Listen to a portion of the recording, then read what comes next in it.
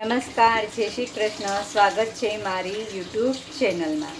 તો આજે આપણે બાળકોને ટિફિનમાં, નાના મોટા સર્વને ટિફિનમાં આપણે રોટલી શાકની સાથે કંઈક નાસ્તો દેવો હોય તો આપણે આજે બનાવવાના છીએ ઝીણા બારીક પૌવાનો ચેવડો. તો એની માટે શું સામગ્રી જોશે ચલો આપણે જોઈ લઈએ. સામગ્રી લીધેલી છે મેં બારીક 1 કિલો પૌવા લીધેલા છે. ત્યારબાદ 5 કિલો દાળિયા લીધેલા છે. 5 કિલો સિંગદાણા લીધેલા છે. 10 થી 12 નંગ આપણે જોઈએ તો 10 થી 12 નંગ મરચાં લીધેલા છે. મોળા મરચાં છે. તમે લવિંગિયા મરચાંનો ઉપયોગ કરતા હોય તો કરી શકો છો. 3 થી 4 તીરખી મેં લીમડાની લીધેલી છે.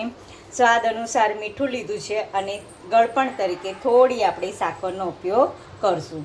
તો આપણે પહેલાં આ પૌવાને શેકી લેવાના છે. મેં એને તડકામાં થોડા 4-5 કલાક માટે તપાવેલા હતા. એટલે શું અંદરની આર્દ્રતા નીકળી જાય અને શેકવું એટલે શું થઈ જાય, પૌવા એકદમ નરમ અને સરસ રીતે કડક આપણો ચેવડો બને. એની માટે આપણે આ બનાવીએ છીએ. તો હવે આપણે અહીંયા કઢાઈ મૂકી દીધેલી છે. હવે એમાં થોડું તેલ એડ કરશું. બહુ તેલ ઉમેરવાનું નથી, નહીં તો આપણું શું થશે, ચેવડામાંથી બધું તેલ બહાર નીકળશે અને ખાવામાં ઓઈલી લાગશે. એટલે પ્રમાણસર આપણે તેલ ઉમેરી અને આપણે ચેવડો બનાવવાના છે. પણ સૌથી પહેલાં આપણે કરવાના છીએ પૌવાને શેકવાના છીએ. ગેસની ફ્લેમને ચાલુ કરી દીધી છે. સેજ ગરમ થાય એટલે આપણે એમનેમ પૌવા શેકવાના છે. તેલ હમણાં મૂકવાનું નથી.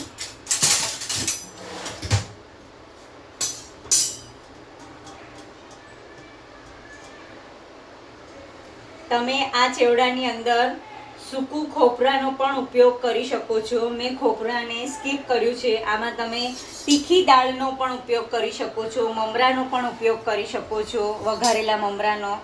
અને આ બધું મિક્સ કરીને પણ તમે ચેવડો બનાવી શકો છો. લસણનું ભૂસું નાખીને પણ આમાં તમે આ ઉપયોગ કરી શકો છો.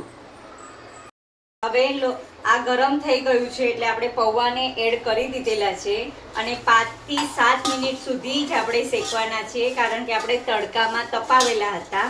જો તમે ન તપાવો તો 7 થી 10 મિનિટ સુધી જ શેકવાના છે, વધારે શેકવાના નથી. અને આવી રીતે હલાવતા રહેવાનું, નહીં તો નીચે બળતા જશે. તમે આ ચેવડાની અંદર તીખી દાળનો પણ ઉપયોગ કરી શકો છો. ત્યારબાદ સૂકા ખોપરાનો પણ ઉપયોગ કરી શકો છો. અને આની અંદર તમે વઘારેલા મમરા પણ આમાં એડ કરી શકો એમ છો. અને જાડા પૌવાનો કરવો હોય તો જાડા પૌવાનો પણ તમે બનાવી શકો છો. મેં આજે પતલા પૌવાનો બનાવેલો છે. અને શેકવાનું કારણ એ છે કે આર્દ્રતા અંદરથી વહી જાય, જતી રહે. અને બીજું કે ક્રિસ્પી બને ચેવડો. આમાં તમે લસણિયા જે ભૂસું આવે છે લસણનું, એનો પણ તમે આમાં મિક્સ કરી શકો છો. એટલે આમાં તમે તમારી રીતે જે કાંઈ એડ કરવું હોય ટૂંકમાં એ કરી શકો છો. સેજ પૌવા તમારે ટેસ્ટ કરી જોવાના, કડક થઈ જાય એટલે તમારે ગેસની ફ્લેમને બંધ કરી દેવાની છે.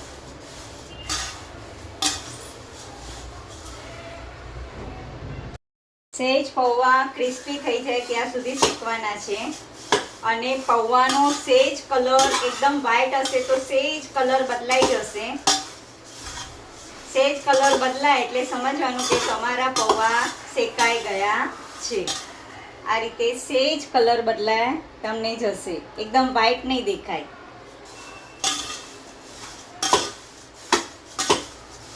આમાં તમે ડાયટ ચેવડાનો પણ આની અંદર એડ કરી શકો છો.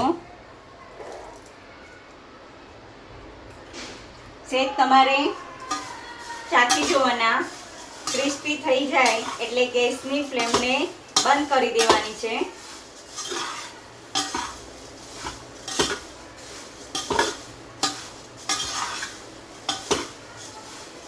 જો સરખા શેકાશે નહીં તો તમારો આ જે પૌવાનો ચેવડો છે એ જલ્દીથી હવાઈ જશે. એટલે એને બરાબર શેકી લેવાના છે પૌવાને. 10 મિનિટ સુધી શેકી નાખવાના. તપાવો નહીં. તો સેજ હવે આપણે ચાકી જોઈએ ક્રિસ્પી બન્યા કે નહીં.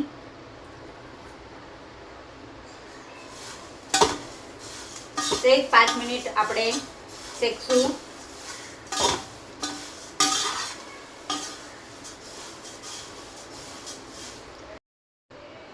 પહેલા પૌવાને તમે ચાળી લેજો.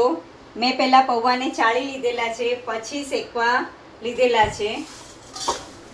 એટલે અંદર જે કાકરો હોય, અંદર જે રચકણ હોય, ચાળવાથી નીકળી જાય છે. અને સેજ કલર બદલાતો આવ્યો છે, એટલે મારા પૌવા શેકાઈ ગયા છે.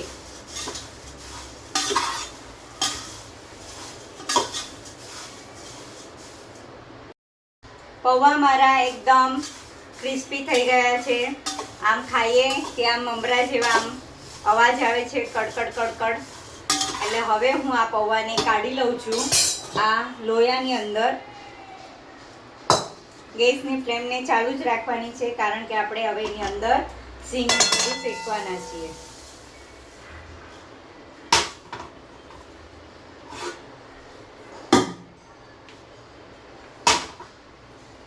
હવે તેલ મૂકશું આપણે. માપસરનું તેલ મૂકવાનું જ, બહુ વધારે નહીં, બહુ ઓછું નહીં. એની અંદર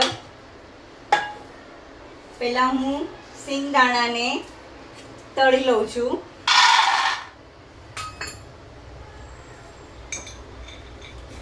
થોડા વધારે એડ કરું, 1 કિલો છે એટલે 5 કિલો જેટલા સિંગદાણા એડ કર્યા છે.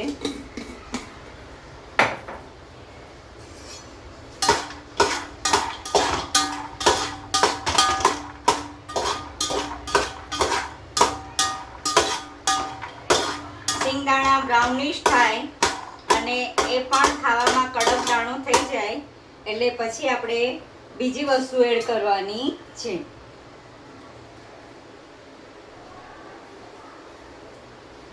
સિંગદાણા મારા તળાઈ ગયા છે, એટલે હું એક બાઉલની અંદર લઈ લઈશ. ખોપરું નાખવું હોય તો ખોપરું પણ સિંગદાણાની સાથે તમારે થોડું સાતળી લેવાનું છે, એના ટુકડા.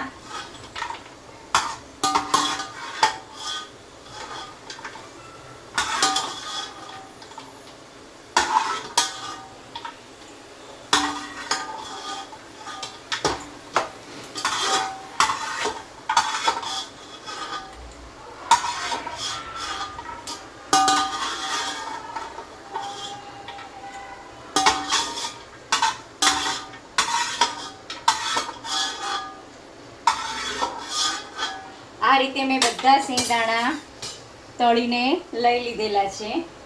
હવે થોડું તેલ આપણે એડ કરશું, વધારે નથી કરવાનું. સિંગદાણા તળાય એટલું કર્યું. અને હવે પૌવાનો ચેવડો કરવા માટેનું માપસરનું 2 ચમચા જેટલું જ મૂકવાનું છે. તમને એમ લાગે બહુ વધારે કરશો તો છેલ્લે બધું તેલ બહાર નીકળશે નીચે એ તળિયામાં, એટલે આપણે બહુ તેલ ઉપયોગ કરવાનો નથી. હવે હું અહીંયા જે મેં તમને 7 થી 8 નંગ મરચાં બતાવેલા હતા, એને મેં આવા મીડિયમ સાઇઝના કાપી લીધેલા છે.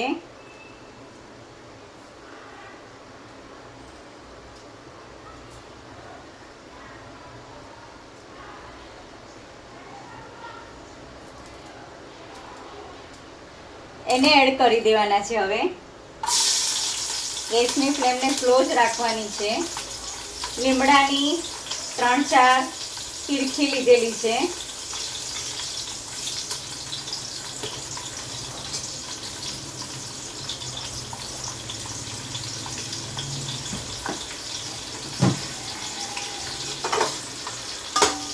મરચાં તે થોડા ઓલા થઈ જાય પછી આપણે આમાં શું એડ કરવાનું છે જોવાનું છે.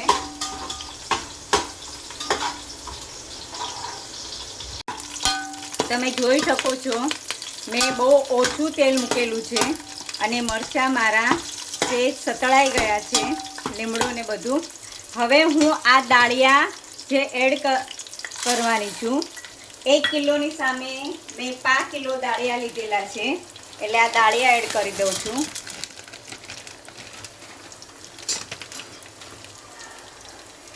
એની જ સાથે આપણે તલ પહેલાં મેં અંદર સાતળવામાં નાખ્યા નથી, કારણ કે તલ બળી જાય છે અને એના દાણા ઉડે છે, એટલે આ દાળિયાની સાથે જ હું એડ કરું છું તલ.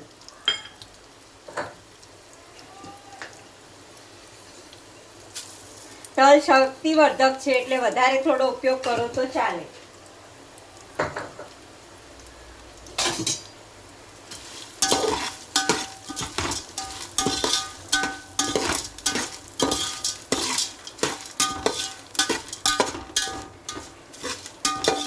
આ રીતે 2-5 મિનિટ સુધી સાતળવાનું છે,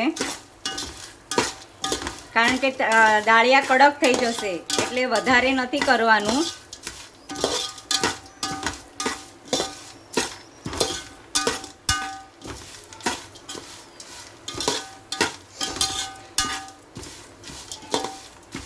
હવે હું આ જે સિંગદાણા છે એ સિંગદાણાને એડ કરી દઈશ.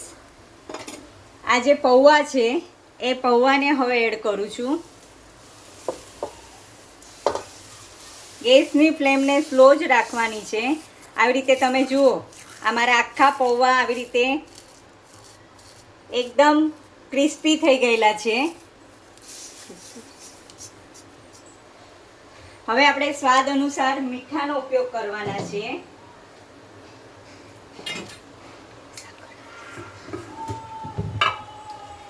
તમે જેવું મીઠું ખાતા હો એવું એડ કરજો.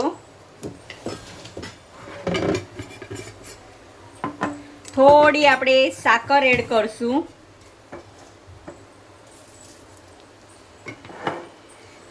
હળદર એડ કરવાની છે આપણે 1 ચમચી જેટલી, 1 થી 2 ચમચી જેટલી.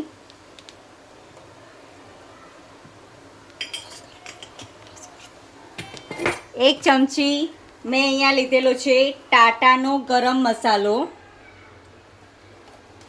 એટલે 1 ચમચી ગરમ મસાલાનો આપણે ઉપયોગ કરવાનો છે ચેવડામાં.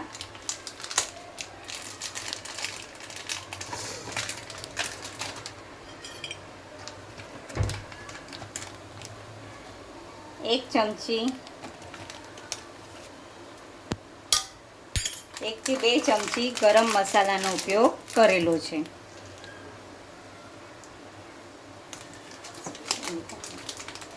તે ઉપર નીચે કરવાના છીએ.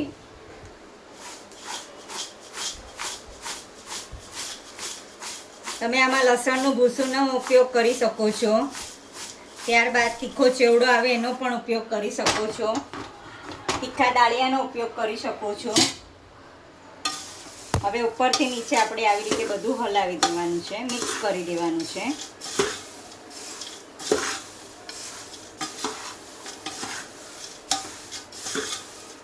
તમને એમ લાગે હળદર ઓછી છે અને તમને એમ લાગે મીઠું ઓછું છે ટેસ્ટ કરીને, તો તમે તમારી રીતે આમાં ઉમેરી શકો છો.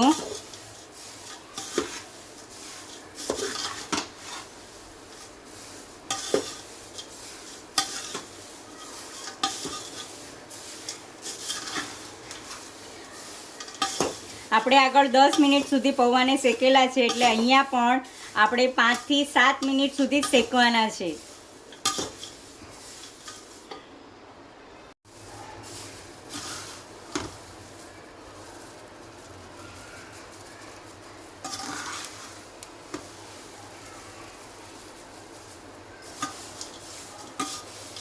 આ ચેવડો ક્રિસ્પી બની ગયો છે. બધો મસાલો મિક્સ થઈ ગયેલો છે અને ગુજરાતીઓના નાસ્તામાં ચેવડા, થેપલા, ઢોકળા, શક્કરપારા આ બહારગામ જઈએ ત્યારે આપણે લઈને જઈએ સુખડી નહીં. અને આ ઓછા તેલનો છે, આમ ડાયટનો ડાયટ અને બધાને મનપસંદ ડબ્બામાં લઈ જઈ શકે એવો આ ચેવડો રેડી થઈ ગયો છે. તો અહીંયા આપણે જોઈએ તો આ જો ક્રિસ્પી એકદમ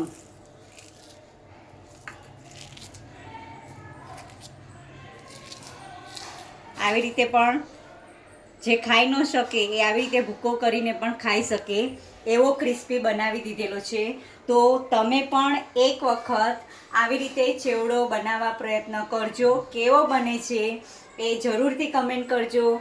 આ સાથે ફરી પાછા આપણે નવી રેસીપીમાં મળશું. Thank you very much. By.